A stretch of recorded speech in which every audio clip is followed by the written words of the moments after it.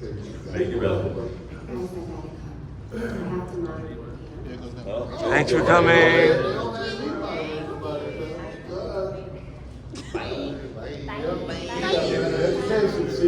We appreciate you.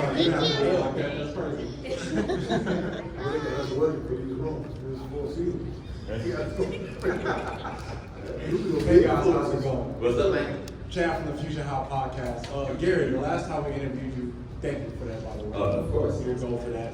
You were saying that you didn't really understand the impact that Ruckus had on the community until you started going to the cons and really started to see it. Right. The first, like I think I mentioned the first time, I think my son was either, it may have been high school, I think, and he was like, hey Dad, everybody knows Uncle Ruckus. You know, what are you talking about? Because we hadn't done the show in forever. He's like, everybody knows him. And I had no idea. And then I went to a con, and then it was like, what's going on? So no, I had zero idea of the Boondocks impact and Uncle Ruckus impact. I just knew it was fun, but I had no idea. Yeah, because now part of my question now is, how do you guys feel about the impact that the Boondocks has had on the culture, and how has it impacted your lives?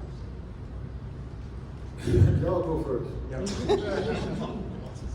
It's still very unbelievable to me that something we did 20 years ago is still relevant. You know what I'm saying? It's not like you got to try to make it relevant. Like I can't go on YouTube or Insta or TikTok or something without somebody doing something from one of these, because like you said earlier, it's the evergreen stuff or stuff that still has the same energy of, like in R. Kelly or like it still has that same energy, and the writers tapped into that stuff, you know, with some really out there characters, you know. It was a Peabody Award-winning show, even at the time. It wasn't just a nothing show, so it had some social conscience to it then, but it's still hard for me to understand what's going on. I'm not lying to you. It still is. Yeah, and doing these cons, I was talking to Gary about this before, about doing these cons, as an actor, you are always trying to move forward and keep going and trying to find another job and keep it moving. And you guys live in a past for us that is relevant, but we did it already.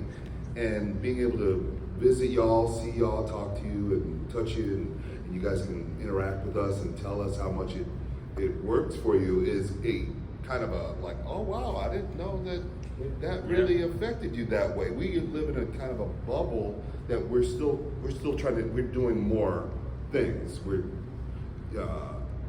but y'all are like, you know, when Stevie Wonder will play a song that he's kind of obscure, maybe at a concert or something, and and you want him to play the hits, you know, play the hits. I know this song, but when you play Ass, that's our stuff. Like these are the hits, you know, with Reno, with Boondocks, with our shows that you guys live in and still have memes, and it's still ongoing, and it's crazy. And that's also a thank you for like keeping that stuff alive, because it was a great part of our lives and still is. Like, you know, I have fun literally every day of my life doing what the cartoons I'm doing right now, but that was the first big one when I moved to LA doing the Boondocks. So it was definitely a great time, and to get to see the joy that it brought other people and get to meet everybody. Most of you have been to my table. I make sure to give that love back. Oh, yeah. Like, it means everything. It means everything to me that somebody's gonna take time out of their day to come up. If you ain't buying nothing, I don't give a shit, just to talk, hang out for a second. I'm gonna open mouth and kiss you. He's gonna kiss you. I'm gonna open mouth. I don't even want to be there sometimes. That's good. He's gonna kiss you in the mouth.